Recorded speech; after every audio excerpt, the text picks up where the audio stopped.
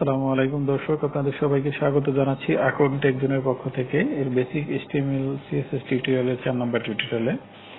দর্শক, আপনারা আগেই দেখেছেন যে HTML এর ফাইলগুলো কিভাবে তৈরি করতে হয়, হেডিং গুলো কিভাবে কাজ করে, প্যারাগ্রাফ দিয়ে কিভাবে কাজ শেখা হয় ইত্যাদি ইত্যাদি। তো আমরা আজকে নতুন করে যে জিনিসগুলো শিখবো, চলুন কোন কোন জিনিস আজকে আমরা শিখতে পারি সেই জিনিসগুলো সম্পর্কে একটু ধারণা নিয়ে আসি। আমরা যদি আজকে দেখি এই ভিডিও টিউটোরিয়াল থেকে আমরা কি কি শিখতে পারবো। এক নম্বর হচ্ছে স্টাইল অ্যাট্রিবিউটস। আমরা গত ক্লাসে আমরা কালার করা দেখেছিলাম, ফন্ট সাইজ দেখেছিলাম। এই জিনিসগুলো স্টাইল অ্যাট্রিবিউটস আজকে আমরা ডিটেইলস আকারে দেখবো। আরেকটা জিনিস দেখবো হচ্ছে বিভিন্ন ফরম্যাটিং সম্পর্কে ধারণা। তো ঠিক আছে বন্ধুরা, চলুন আমরা আসলে সরাসরি কথা না বেরিয়ে প্র্যাকটিক্যালে চলে যাই। আর যারা এখনো আমার চ্যানেলটি সাবস্ক্রাইব করেননি বা নতুন এসেছেন, আমার চ্যানেলটি প্লিজ সাবস্ক্রাইব করুন এবং বেল বাটনটি প্রেস করে রাখুন। ধন্যবাদ সবাইকে। চলুন আমরা প্র্যাকটিক্যালে চলে যাই।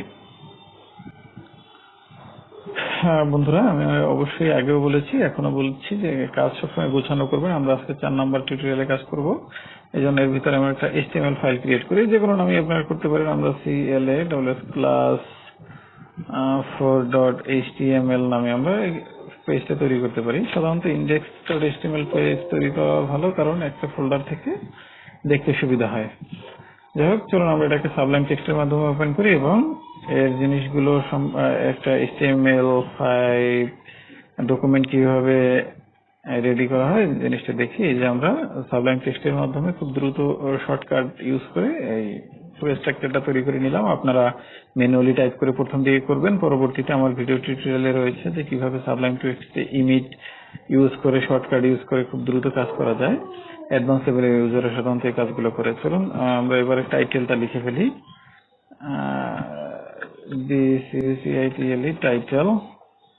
টাইটেল লেখার পরে আমরা এখানে একটা ডিভ নিলাম, নাম দিলাম মেইনের আন্ডারে div ডিভ, নাম দিলাম হচ্ছে dir হেডারটাকে কপি করে চারটা করে নিলাম। হেডারের পরে হচ্ছে নেভ, তারপরে দিলাম কন্টেন্ট আর এরপরে দিলাম ফুটার FWT। আমার সাধারণত মাঝে মধ্যে স্পেলিং মিস্টেক হয়, এই জিনিসগুলো আপনারা চেষ্টা করবেন যাতে স্পেলিং মিস্টেকটা না হয়। এক্ষেত্রে বায়ার বা বিভিন্ন ধরনের কাজের ক্ষেত্রে আপনাদের সামান্য প্রবলেম হতে পারে। দিস ইজ WOLACADN হেডিং নামে দিলাম। নেভিগেশনের ভিতরে আমরা কি করব, সাধারণত 5টা মেনু ক্রিয়েট করব। আমরা দেখি কিভাবে করা যায়। UL এর আন্ডারে LI এর আন্ডারে A নিয়ে নিলাম। আমার হয়ে গেল মেনু ক্রিয়েট করা। এর ভিতরে নাম দিলাম হোম, এটাকে আবার কপি করে অ্যাবাউট, আর একটা দিলাম ব্লগ। এবার আসি কন্টেন্টের H2 এর ভিতরে কন্টেন্ট টাইটেল, তারপরে আমরা P যদি দিয়ে দেই, P এর আন্ডারে যদি কাজ করি, সেক্ষেত্রে কন্টেন্ট লিখে দিলাম। এটাকে আমরা যদি একটু বাড়িয়ে দেই, কারণ যেহেতু এটা আমাদের প্যারাগ্রাফ থাকবে, একটু বাড়িয়ে নিলাম যাতে দেখতে সুবিধা হয়। এবং লাস্টে P এর ভিতরে আপনার ফুটারের ভিতরে যে জিনিসগুলো থাকে, সাধারণত @copy যদি ইউজ করেন, তারপরে লিখে দিলেন reserved by developers reserved by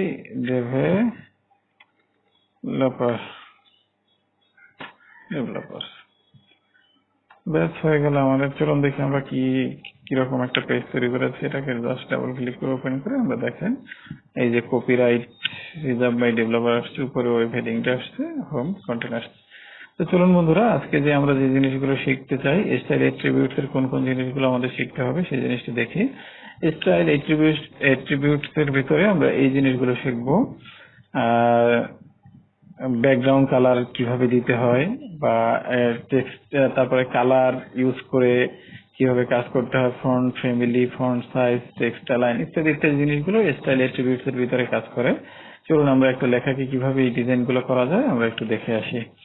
বন্ধুরা চলুন আমরা টাইটেলটাকে আমরা স্টাইল অ্যাট্রিবিউটস দেই। স্টাইল দিলাম, স্টাইল অ্যাট্রিবিউটস এর ভিতরে আমরা দিলাম background colour B A C K G R O N D background দেখে কালার সিওএলওআর কালার লিখে এখানে আপনি হ্যাশ দিয়ে আমরা যে কালার নির্ধারণ করি আপনি এইভাবেও দিতে পারেন, অথবা আপনি এখানে ম্যানুয়াল লিখে দিতে পারেন। যেহেতু এইচটিএমএল এর কাজ করতে আসছেন, দেখবেন যে এইচটিএমএল এর কালার বলতে যদি একটা যে ওয়েব পেজে গিয়ে যদি কোথাও সার্চ দেন যে এইচটিএমএল কালার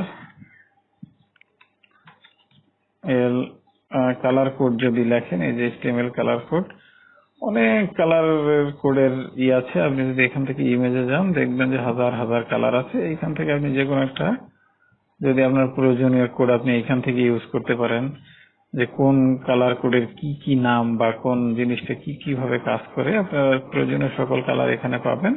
কাজ করতে করতে যখন অ্যাডভান্সে যাবেন তখন দেখিয়ে দেবো। আর এছাড়া আমি একটা পিক্সি নামের একটা সফটওয়্যার আছে, সফটওয়্যারটা ইনস্টল করে ব্যবহার শিখিয়ে দেবো। তখন আপনারা আশা করি খুব ইজি এই জিনিসগুলো দেখতে পারবেন।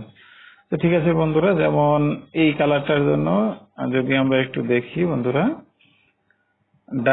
CC3333 এই কালারটা যেমন আছে। তো ঠিক আছে, আমরা এই কালারটা নিয়ে দেখবো। আগে এই জিনিসটা ব্যাকগ্রাউন্ড কালারটা যদি দেই CC3333, এখন দেখি আমাদের এই সাবজেক্টের কালারটা আসলে কি হলো।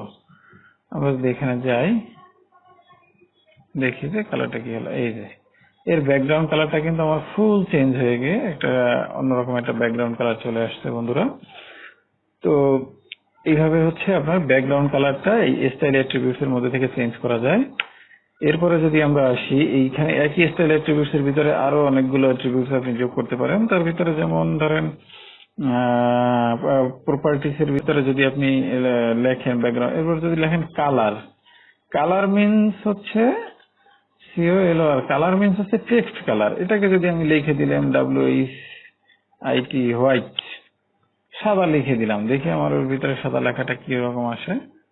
দেখেন আমার লেখাটা সাদা হয়ে গেছে। বা এখানে আমি লিখে দিলাম ব্লু, BLU ব্লু, দেখেন আমার এখানে লেখাটা ব্লু হয়ে গেছে। এই জাস্ট সিম্পলি আপনি স্টাইল অ্যাট্রিবিউটস এর মাধ্যমে করতে পারেন। এখন যদি আমরা আসি ফন্ট সাইজ বা ফন্ট ফ্যামিলি, ফন্ট ফ্যামিলি স্টাইলের ভিতরে কি হতে পারে? ফন্ট ফ্যামিলির ভিতরে এর অনেকগুলো প্রপার্টিজ আছে, যেমন সুতুনি, এমজি বা সেন্সেরিফ। আমরা সাধারণত সেন্সেরিফটা ইউজ করি বা অনেক ওয়েবসাইটে অল্টারনেট ল্যাঙ্গুয়েজ হিসেবে ইউজ করি। আবার সুন্দর সুন্দর ফন্ট আছে, এই যে ফন্টটা চেঞ্জ হয়ে গেল, ফন্টের একটা স্টাইল আছে চেঞ্জ হয়ে গেল। আমরা আসলে কালারটা এখানে রেড করে দেই, আর এর ব্যাকগ্রাউন্ড কালারটা সাধারণত FF না সরি DDD করে দেই, যাতে ধূসর হয়, দেখতে সুবিধা হয়। এই যে এখন দেখেন এই কালারটাও চেঞ্জ হয়ে গেছে, ফন্ট স্টাইলটাও চেঞ্জ হয়ে গেছে। এরপর যদি আবার আপনি এইখানে যদি আমরা একটু বড় করতে চাই, font size, font size, font সাইজটা আমরা দিয়ে দিলাম 50 পিক্সেল, এটা 50 পিক্সেল বা 100 পিক্সেল দিলাম, 100 পিক্সেল। দেখি আমাদের এখন ফন্ট সাইজটা আসলে কোনো পরিবর্তন আসলো কিনা। এই যে দেখেন 100 পিক্সেল মানে অনেক বড় সাইজের একটা হয়ে গেছে। আপনারা এই জিনিসগুলো, খুঁটিনাটি জিনিসগুলো ঘেটে ঘেটে দেখবেন বন্ধুরা। এই জন্য টিউটোরিয়াল অনেক বড় করা সম্ভব না বা করা উচিত না। সিম্পল জিনিসগুলো আপনাদেরকে জাস্ট টাচে নিয়ে আসা, এরপরে আমরা প্রজেক্ট বেসিসে যখন আগাবো তখন আপনারা জিনিসগুলো দেখতে পারবেন। এবার একটা আছে যে টেক্সট লাইন, একটা জিনিস বাদ রয়ে গেছে। দেখি আমরা টেক্সট লাইনটাও দেখি। এতগুলো জিনিস দেখলাম, আর একটা জিনিস বাদ থাকলে আবার কেমন হয়ে যায় না। টেক্সট লাইন দিলাম সেন্টার, টেক্সট লাইন সেন্টার মানে আপনার লেখাটা সেন্টারে চলে যাবে। এই লেখাটা যেটা আছে, যেমন আমি যদি এই যে এই হচ্ছে এটা লেখাটা যদি আমি সেন্টার করি, তাহলে দেখেন এটা মাঝখানে চলে আসছে। আপনি যত ছোটই করেন বা বড়ই করেন না কেন, কন্ট্রোল এই যে মাউস কার্সার ঘুরিয়ে আমি ছোট বড় করছি, বাট দেখেন লেখাটার টেক্সট অ্যালাইনটা যখন আমি সেন্টার বলে দিলাম সেন্টার, লেফট বলে দিলে লেফট, রাইট বলে দিলে রাইটে গিয়ে থাকবে। তো ঠিক আছে বন্ধুরা, আপনারা এই জিনিসটা সম্পর্কে আশা করি স্টাইলের অ্যাট্রিবিউট সম্পর্কে আপনারা জানতে পারলেন। কি কি স্টাইল অ্যাট্রিবিউট সম্পর্কে আমরা জানলাম। স্টাইল অ্যাট্রিবিউটটা কোথায় লেখে, সেটা হচ্ছে ট্যাগের মধ্যেই লিখতে হয়। আর এছাড়াও স্টাইল লেখার আরো 3টা ওয়ে আছে। যখন আমরা CSS শিখবো তখন দেখতে পারবো যে ইনলাইন, আমরা যে এখন স্টাইলটা লিখলাম এটা হচ্ছে ইনলাইন সিএসএস, তারপরে এমবেডেড সিএসএস আছে একই পেজের ভিতরে, তারপরে এক্সটার্নাল সিএসএস বলতে একটা সিএসএস আছে, সেটা আলাদা সিএসএস ফাইল থেকে কাজ করতে হয়। যখন বড় কোনো প্রজেক্ট নিয়ে কাজ করব তখন আমরা এই জিনিসগুলো দেখব। তো ঠিক আছে বন্ধুরা, তাহলে ব্যাকগ্রাউন্ড কালার দেখলাম, colour, font family, font size and text line ইত্যাদি এই জিনিসগুলো আমরা দেখলাম। আসুন এবার আমরা দেখি যে ফরম্যাটিং জিনিসটা কি। ফরম্যাটিংটা হচ্ছে আসলে টেক্সটের ভিতরে বিভিন্ন রকমের ফরম্যাটিংটা করা। কি ফরম্যাটের কি কাজ এই জিনিসটা দেখতে হলে আমরা আগে প্যারাগ্রাফের পেজটায় যাব। জাস্ট 100% পেজটা নিয়ে আসলাম। দেখেন এখন আমরা এই যে কন্টেন্ট কথাটা লেখা আছে, এই কন্টেন্ট লেখাটাকে আমরা বি ট্যাগের মধ্যে নিয়ে আসবো। এই যে কন্টেন্টের আগে আমরা জাস্ট এখানে একটা বি লিখলাম, বি এর মাঝখানে এই কন্টেন্টটা ডাবল ক্লিক করে জাস্ট কপি পেস্ট করে দিয়ে দিলাম। এই বি এর কাজটা কি? এই বি এর কাজটা হচ্ছে বোল্ড করা। দেখেন আপনারা এই লেখাটা যদি এখন দেখেন এই যে লেখাটা আমার বোল্ড হয়ে গেছে। এই যে এই নর্মাল লেখা থেকে বোল্ড হয়ে গেছে। এখন যদি আমরা এটাকে বোল্ড করা, এরপরে যদি আমরা এটাকে সাপোজ স্ট্রং লিখি, স্ট্রং STRONG, স্ট্রং লিখলেও ওই সেম জিনিস। এটাও যদি দিয়ে দেই কন্টেন্ট, এটা বড় হাতের কন্টেন্ট দিয়ে দিলাম, একটা বোল্ড একটা স্ট্রং। দেখেন দুটোর কাজ, এই যে কন্টেন্ট লেখাটা বড় হয়ে গেছে। সরি, এখানে আমার মনে একটা এই যে এখানে বি লেখাটা সরে গেছে, বি। দেখেন দুইটা কন্টেন্টই এখন দেখবেন যে একটা স্ট্রং আর একটা বি, এই দুটার কাজ কিন্তু একই। এরপরে আমরা আসি ইতালিক লেখার ক্ষেত্রে, যেমন একটু বাঁকা করে যে আমরা লেখাগুলো লিখি সেই জিনিসটা যদি দেখি, সেটা দেখতে হলে যেমন দিস ইজ এখানে লিখলাম আই লিখে আইটাকে ক্লোজ করে দিলাম, এর মাঝখানে লিখলাম হচ্ছে বাংলাদেশ, DESS বাংলাদেশ। আমরা দেখি এই লেখাটা আসলে কোনো পরিবর্তন করেছে কিনা। দেখেন বাংলাদেশ লেখাটাকে কিন্তু একটু বাঁকা করে দিয়েছে। এটা হচ্ছে আপনার ফরম্যাটিং এর বিভিন্ন রকমের অনেকগুলো ফরম্যাটিং এর জিনিস আছে, কোনটা দিয়ে কি হয় আমরা এই জিনিসগুলো দেখে নিচ্ছি। এরপরে আইডি ইটালিক হয়, ইএম দিয়েও সেম জিনিস, ইএম এবং আই, ডি এবং স্ট্রং এর কাজ হচ্ছে সেম, আই এবং ইএম এর এমফাসিস টেক্সট এটাও সেম। এরপর মার্কের কিছু কাজ আছে, একটা লেখাকে টেক্সটকে মার্কিং করে। আপনারা যদি এখানে দেখেন মার্ক, এখানে যদি আমরা লিখি, এইখানে যদি লিখি MAR mark, this is MAR mark, দেখি লেখাটার কি অবস্থা, এটা কোনো পরিবর্তন আনে কিনা। এই যে দেখেন এই লেখাটা মার্কিং হয়ে গেছে, মানে এটা হলুদ টেক্সট ব্যাকগ্রাউন্ড দিয়ে সে এখানে মার্কিং করে দেখিয়ে দিয়েছে যে আমার লেখাটা মার্কিং হয়ে গেছে। এরপরে যদি আমরা অন্য নেক্সট কোন একটা জিনিস দেখি, যেমন ডিলিটেড টেক্সট বলতে যদি কিছু আছে, যেমন ডিলিটেড টেক্সট, এই কন্টেন্ট বা বাংলাদেশ এর মধ্যে যে কোনো একটা কন্টেন্টকে আমরা ডিলিটেড টেক্সট যদি করি, যেমন এখানে আমরা যদি এখানে সাপোজ, এটা কিন্তু যে শুধু প্যারাগ্রাফের মধ্যেই করতে হবে না, আপনি যে কোনো জায়গায় করতে পারেন। যেমন এই যে টাইটেল, এই কন্টেন্ট, এই টাইটেলের কন্টেন্টটাকে যদি আমরা এখানে ডিলিটেড টেক্সটের মধ্যে নিয়ে আসি, যেমন এখানে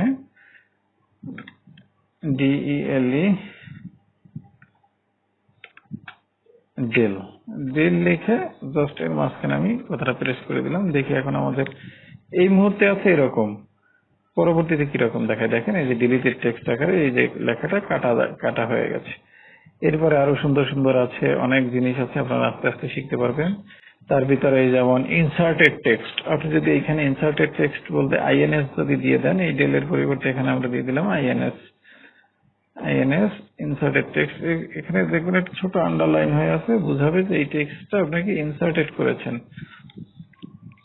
এই যে দেখেন লাইনটা আন্ডারলাইন হয়ে গেছে, যে ইনসার্টেড টেক্সট দেখাচ্ছে। এছাড়াও যদি আমরা আরো কিছু জিনিস দেখি, যেমন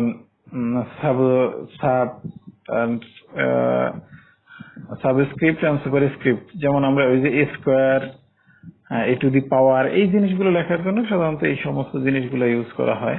তো ঠিক আছে বন্ধুরা, আজকে টিউটোরিয়ালে আশা করি আপনারা খুব ইজিলি বুঝতে পেরেছেন। আমি চেষ্টা করি সবসময় ছোট ছোট টিউটোরিয়াল করে হলেও আপনাদেরকে মানে মাথায় বুঝিয়ে দিতে যে আসলে লেখাগুলো কিভাবে আসে, কেন হয়।